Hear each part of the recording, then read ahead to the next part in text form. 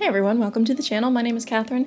Today I'm going to be talking about an observation I've had about two extremes of schedule making. Has this ever happened to you? You want to be more intentional about hanging out with friends or self-care or some activity regarding personal growth, and then you find that your schedule is just constantly filling up and every minute of your day is packed with something already. Or on the opposite extreme, you want to get better about scheduling outings with people and connecting with people, and yet your schedule mysteriously remains empty. I'm going to talk a little bit about my experience with scheduling because I've noticed different aspects of these two extremes, and I'm kind of processing for myself what the healthy balance is. In modern day society, it appears to be the norm to almost be addicted to being busy. For some people, their schedule fills up almost unintentionally with various activities, both related to work or maybe even not related to work, and being stressed out and tired almost seems to be seen as a virtue. No matter what day of the week or what month of the year, there always seems to be something happening. Now, in my experience, I come from a place of needing a lot of empty space in my schedule. I get really overwhelmed easily, and I think part of that has to do with being an introvert, and so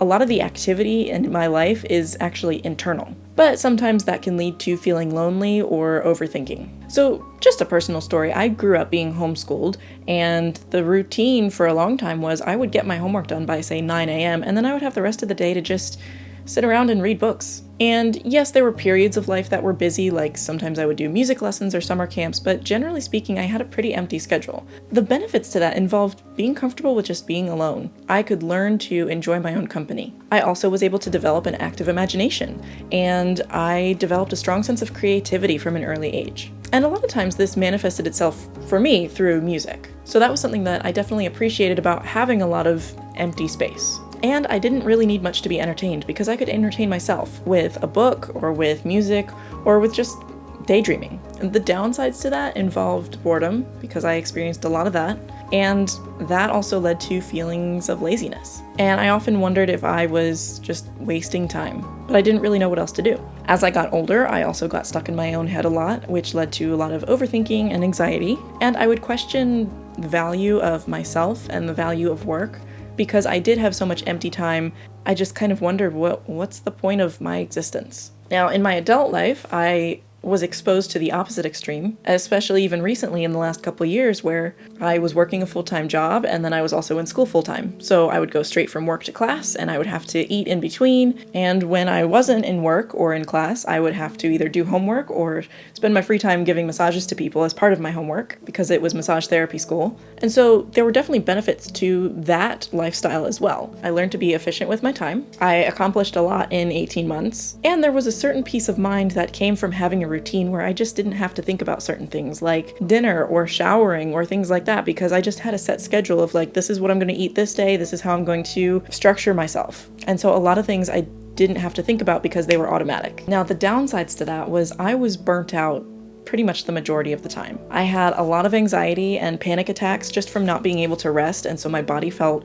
overworked and overwhelmed. I felt kind of out of control a lot of the time of my emotions and my ability to just take care of myself, and it took a toll on my relationship with myself and with other people. And so now that I'm coming out of that season of life where I do have more time in my schedule, I kind of feel averse to scheduling anything because I don't want anything that resembles that busy period of life because I remember how anxiety ridden I was and how overwhelming it felt to be busy all the time. And I didn't like that. One challenge I face is that sometimes it's hard for me to relate to people who do like the busy schedule structure because I personally just need a lot of space in my schedule. It's just space to think, space to do nothing, space to be. So what's the balance here? And honestly, I'm still figuring this out. I think one of the most important things to keep in mind is to know oneself, to know what my needs are. I personally just need a lot of space in my schedule, and maybe someone of a different personality doesn't, and that's perfectly okay. The second way I'm working toward achieving balance is practicing setting boundaries and experimenting with what works and what doesn't work. So there are some days when I schedule more activities and some days when I schedule less, and